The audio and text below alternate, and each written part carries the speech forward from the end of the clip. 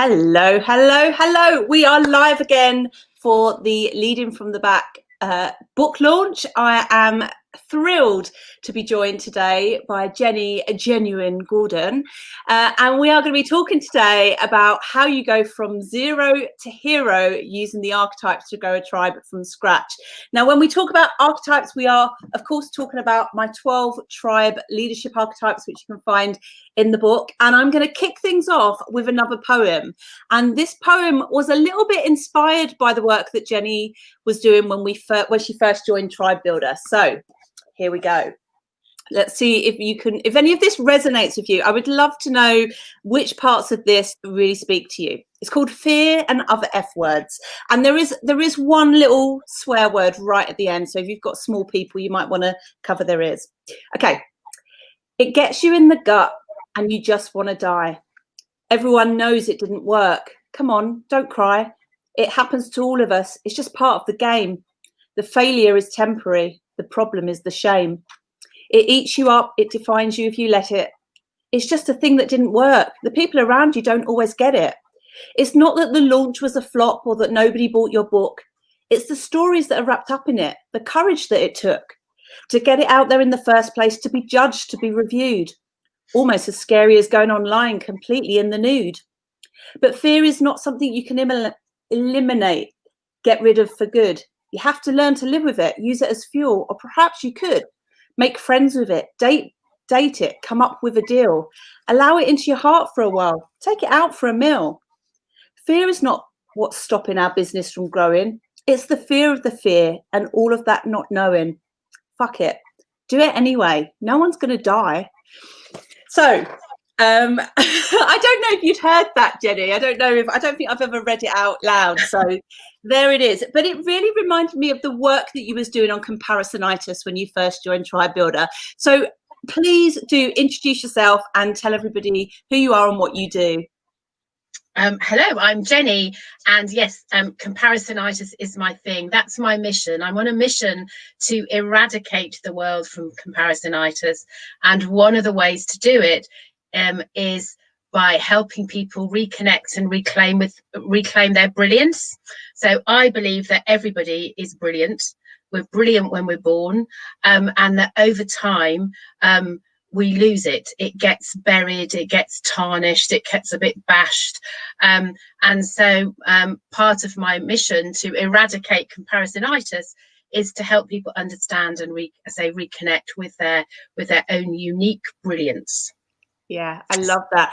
I love that. And it ties so nicely into my Shine Bright method, you know, and so that I think you're the perfect person to talk about the archetypes and how you've used them to help you shine more online. Because one of the things I love about you, you have got this infectious personality, and you have such brilliant ideas. And so building your tribe has been what's helping you to make sense of all of this. But you've just admitted it to me, like you feel like you started from scratch when it comes to social media. Talk a little bit about that. Absolutely. So social media was something that I just hadn't considered in my business at all. I just thought, it's what other people do. It's not for me. I built my business basically on word of mouth and referral in 4D. Do you remember those times when we used to go into workplaces? So I didn't have any social media. My Facebook tribe was my family and my friends, and my security was on its highest of the high. So nobody ever saw what I posted except the 10 people who I was friends with. I had a Twitter handle that I couldn't remember. I had a LinkedIn profile that I did on a course once, and I had about 10 people that I was connected with on LinkedIn. So it just I think probably is that 0 or less than 0? Yeah, 0. And then I started thinking about there's a finite amount. There's obviously only one of me. There's a finite amount of places that I can be in one time, because I haven't worked out yet how you can be in 2 places at once. And then I started thinking, well, I don't actually physically have to be in one place at once. I can be physically in one place and broadcasting to the world. So I kind of crawled Luddite like into social media, and I just didn't know where to start. Yeah. And I think so many people feel like that. You know, they have a love-hate relationship with social media. Often it's based on their experiences of Facebook, you know, and they've used Facebook for friends and family and school friends and all of that. And it can become, because of the way the algorithms work, is you see a lot of kind of drama and people's dinners, and you know, sometimes you can feel like, how can I make this a business tool when all I see is, you know, people arguing with their ex and, you know, moaning about their kids. But actually Facebook has been an incredible tool before it was really being used for business. So having been a freelancer, having done lots of things in my life, I just collected people, you know, not knowing that I would ever need to leverage them. And so often when people like you come onto Tribe Builder, they go, I've got nothing. And I'm like, that's a lie. All of us already have a tribe. And actually what we're afraid to do is to sell to our existing network, right? And so we go, oh, I don't want to sell to my mum and to my sister and the girls I went to school with. Like, they're my friends. I don't want to bug them with my business. But it's never really about selling them the product. It's about selling them your mission and selling them your vision for your business. And it makes sense because those are the people that love you the most. They're the people that want your success. But what we have is this experience of a lot of people that do multi-level marketing stuff, that do real explicit selling, and you kind of roll your eyes and switch off. And what we're looking for is somewhere in between, where we can be honest about what we do, and some people will come on that journey with us and some won't. So you've been in my world for a good few months now, probably since the beginning of the year, wasn't it? How has your business and you as a leader changed in that time? I think I might have put you on mute. Sorry. There we go. It silenced me completely. I think it was last year actually. I think if I can use the archetypes to kind of explain. So sure. I think storyteller is a natural archetype for me. So that was about kind of I think when you're starting at the beginning, you need to do something, you need to have something that you're comfortable with. So telling stories, making connections through kind of lived experiences, and was a natural place to start. So I thought, well, maybe I could start to do that. That would be a thing. So, and that led on to thinking, well, actually I can, I love metaphor and I love the use of that. So actually it can help me make creation for kind of online programs, which is another thing I hadn't thought about. So I watched and I learned. So that was a really useful the storyteller archetype. I wanted to, as I said at the beginning, my mission was about changing the world. So the shapeshifter was a great one, because I was like, oh, I could change this and I could do that and I could do this. And I think what that taught me was that it's really easy to confuse people. So you said at the beginning, Julie, that I have lots of ideas, which I do. And in my head, they're really simple and straightforward and logical. And of course, what I've learned is that when I say them out loud, they're not always logical and straightforward and simple for other people. So some of the early things that I did were just, I terrified people because there was so much content. I was so desperate to give people value that actually I kind of buried them under brilliance. So they were piled under the soil, and I was going, we're digging, it's okay. And they were just covered in soil, going, it's all too much. So I think, so the shapeshifter archetype has been brilliant for me for three things. One, it's made me own my kind of complex creativity and love it, and rather than fearing it and thinking, oh, maybe I should just be quiet, maybe I shouldn't have maybe I just not say anything. So it's helped own that, like you said in your poem, make friends with and own it and go, this is it, this is my creative creature and I love it. But also that I recognize that I have to explain it and simplify it and break it down into small steps for other people. So I think that the shapeshifter has been really helpful, because it is easy in that great huge world of social media and business. It's really easy to lose your identity back to the comparisonitis, where you're going, oh well, somebody's doing this, they're doing a 5-day challenge, oh my goodness, I better do one of those, because in order to be successful I need to do what they're doing, but knowing that it wasn't me.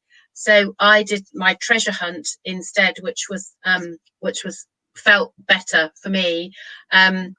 So I think shapeshift is about owning your identity, and sticking to it, even though you can change how you might tweak how you deliver something. And so what I feel is that over the past year, I've gone from I kind of have an idea, and I've got some great thoughts, but I'm not really sure how to do it and what to do. I feel I've got a process, and I was reading a story this morning about green acorns, and I was a bit upset about green acorns, because green, and then I thought, actually no, green is what I was, but oak trees don't grow. If you plant a green acorn, they just die. In order for an oak tree to grow, it has to be a brown acorn that you plant. So I would say that I have gone from green to brown. And although brown isn't my favorite color, because I prefer it's not very sparkly brown, is it? I think that what I've done is to be able to go, actually, I'm kind of brown, so I'm ready to plant the tree. So I've found my true identity. I've built the connection between my world mission of comparisonitis, and recognize that the way to do that is by my Fascinating You program, and the upcoming for next year, my membership program, which is about the last archetype, which is what you call the mother. So that kind of for people who've been around the block a few times, as mothers have been around the block a few times, I call it dangerous old crone. So that kind of wisdom of years of knowledge and experience, of investment, all of that stuff. So putting that to good use, to share with other people. I love it. I love it. And I think what has been really interesting with Tribe Builder is, this, people come in at different levels of their business, don't they? People that have, a wealth of experience in the real world, but not so much in the online world, and vice versa. We have people that are, millennials, really tech savvy, but don't have much life experience, and we have that juxtaposition of all of those kind of juicy differences. And some people really crack their campaign in the first few weeks, and they launch their campaign and they fly. And other people take a little bit longer to get there. And one of the things that I love about Tribe Builder is that, because we talk about comparisonitis a lot, we are always reminded that we are on our own journey, and that although we move together as a cohort, and we do in the fellowship, which you're part of now, everyone's on their own path, and we celebrate successes, whether they're tiny or huge. And it's the great thing about the archetypes. They give us a framework for us to have conversations about who we need to step up into, and that shadow and light, because we know, speaking to Heather this morning, typical mother archetype, but it was also her undoing when it come to burnout, because she wanted to look after everybody. She's a great networker, and I can only think about what her inbox must be like, because she's so helpful to everybody. And so it's always that balance between, even the creator can create too much stuff. Even the shapeshifter moves too fast, so it's always keeping a handle on the good sides, and it's not the negative sides, but the sides that we need to watch out for as business owners. So what do you think has been your biggest lessons this year during 2020? I think that as you said in your poem, not all great ideas sell, and that's okay. hard to swallow when you've put your heart and soul into something. So I think that's been a great lesson. I think the thing that I've probably learned, 2020 has been really hard. I'm an extrovert, so I don't like being shut inside. I like people in 4D, so I found that really difficult. But I think what I've learned is that resting easy in the unknowing. So out of unknowing comes knowing. But you have to give yourself the space to do it. So sometimes the best ideas come out of that utter despair, and thinking all of the things that we would say, I should I be doing this? Am I in the wrong place? Maybe I'll just, that thing that we say occasionally. I'm sure everybody in business has got to the point. It's probably the worst thing ever. Is the bottom at the the bottom of the pit, isn't it? When you say, "Oh, maybe I should just get a job." maybe I should just get a real job. I think that's always, if I hear that inside my head, I think, maybe you just need you need to talk to somebody. So I think the biggest lesson out of the biggest lockdown lesson is that never giving up. Getting it wrong isn't the same as stopping. So the temptation to not to not carry on, or to pick yourself up, is that kind of pick yourself up, dust yourself off, blow your nose, okay, and get on with it tomorrow. And something and that kind of utter belief in your values and your mission and your purpose gives you the energy, and having the right people around you to know the difference between the days when you need a hug, and the days when you need your bullshit buzzer. And I love that. I mean, there is a section in the book that is all about accepting the chaos and knowing that this is an adventure and that there will be dead ends. I think there is this story that is told that once you get over a certain line in business, it will be easier. And sometimes we attach that to money. We're a bit like, oh, when I get to £5,000 months, it'll be fine. Or when I've got a VA, it'll be great. And we have this idea that we, all of our fears, once I've cracked social media, and all this stuff, it's like all about in the future. In the future, it'll be easier. I can tell you it's never easier. Like, there are aspects of success lead into more success, but the insecurities that we have at the start of our journey are pretty much the same insecurities that we have further on down the line. And it's just accepting those and not judging yourself badly for it. And I look back to all of the challenges I had in the early days of my business. I still bump up against them every now and again, and I still have moments where I'm like, maybe it would be easier just to have a job. Like, even though I know I'm completely unemployable by now, like, it's ridiculous, but we choose this life. I mean, that's the thing, is we do choose this, and we choose it often for freedom, whether that's financial freedom, whether it's freedom to choose how we use our time, whether it's freedom to explore what lights us up, and that freedom is priceless. There is nothing that would get me having to go to a job where someone else tells me what time I have to be in the office. There's no amount of money that would kind of make me do that right now. No, and I think knowing that you have, I say, that purpose, that connection with purpose, and you get to do, when I can honestly say, every day, even when you're working really long days and you're thinking, oh my goodness, I was up at 5 this morning doing whatever, you think, actually, it doesn't feel like work when you're doing it for you, does it? And people say, you're working at the weekend. It's like, well, I'm doing it because I want to, because actually it's part of who I am. So I think absolutely that the freedom to be who you really are. And in terms of that, I know that you love community, because you're just that kind of person. How does it feel to be supported, firstly in the Tribe Builder, but then now in the fellowship, where everyone's been through the same process but are at different points in their business? How does it feel to have that safe community? a safe space to kind of work things out and talk things over, and know that you can put something out there, and you can say to people, be careful with this, because it's a fledgling idea. Please don't stamp on it. Or if you're going to stamp on it, tell me you love me first before you stamp on it.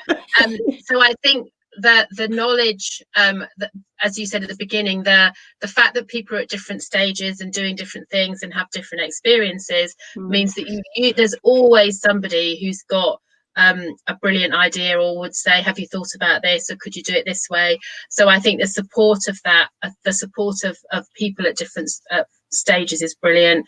I love the fact that we have a real diversity of experience. People are, from all over the country and doing lots of different things. But I think there's a joint, that the joint connection is that kind of love and respect of people in business. So it doesn't matter what kind of business you're doing. There are key principles that guide us, aren't there? And we all have that same ethical and values-based way of being. Absolutely. I would love for you to share the thing that you're selling right now, because it's such a great concept. Tell us the thing that you're working on at the moment. So my thing that I'm working on at the moment, for the next week, is the Great December Getaway. In January, it will be the Great Genuine Getaway.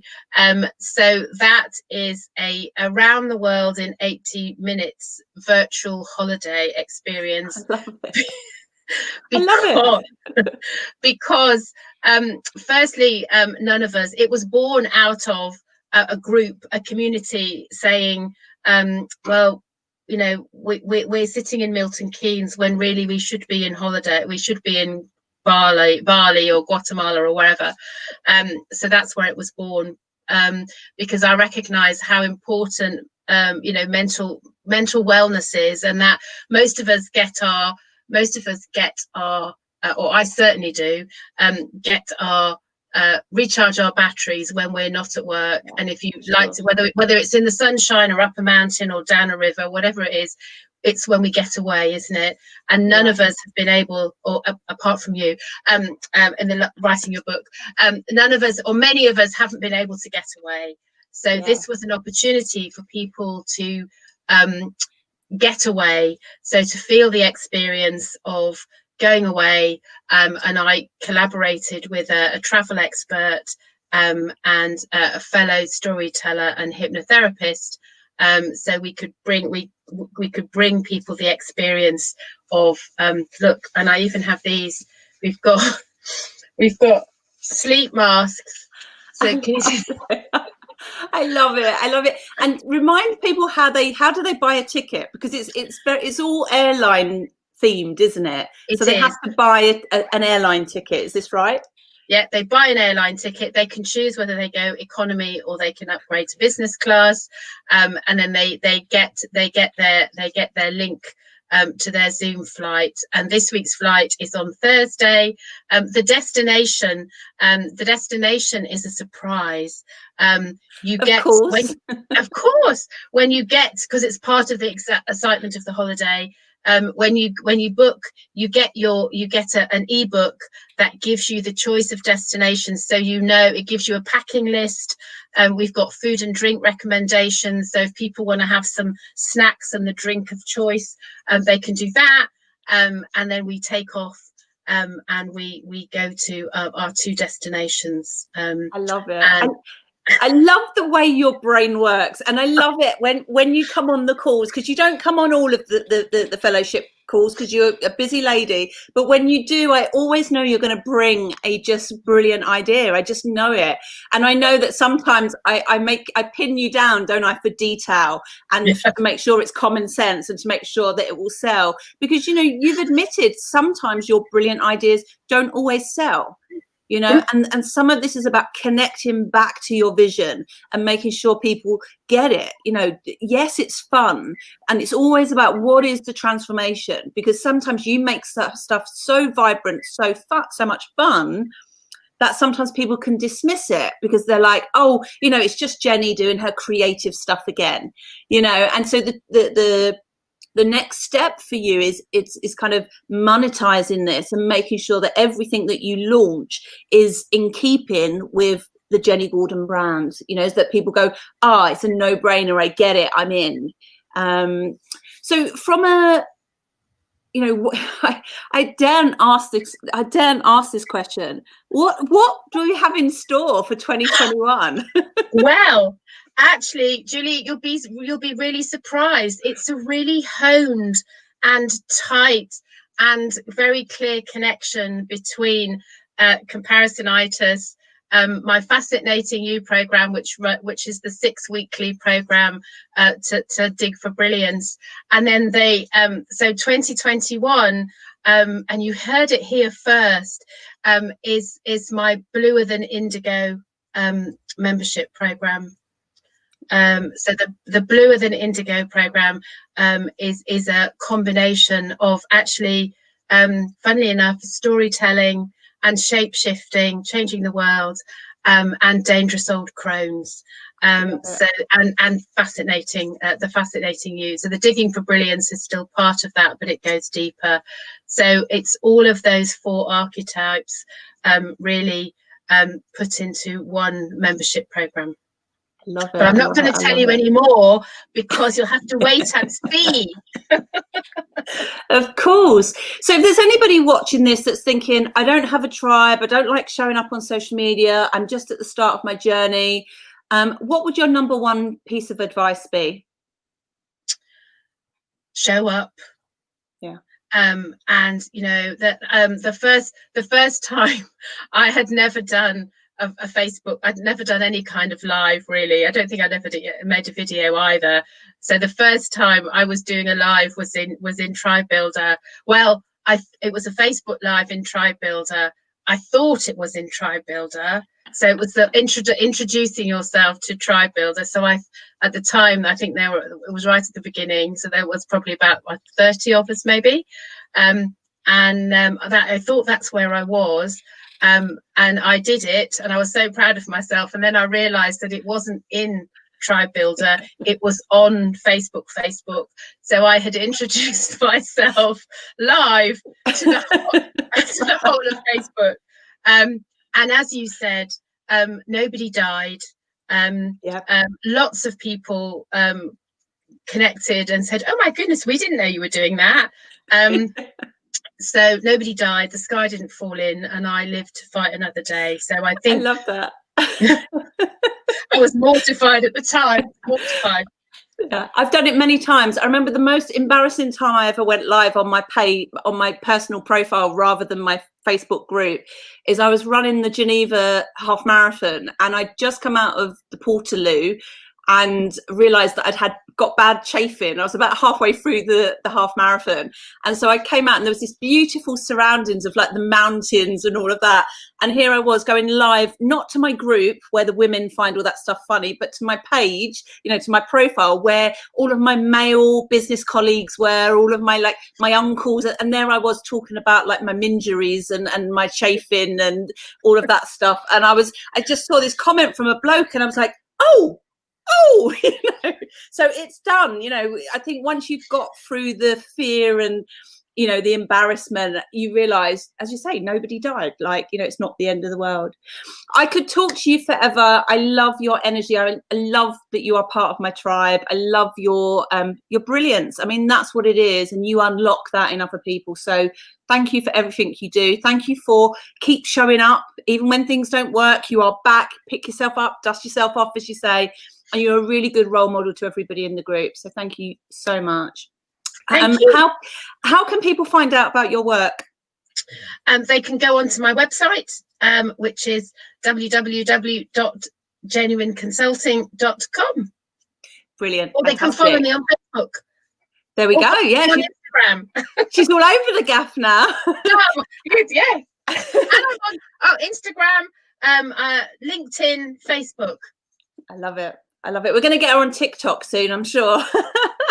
Right, so guys, we are back at 3 o'clock. We've got another really inspiring guest. We have Caroline Thompson, who is going to be talking about crusading for the brave version of you in your business.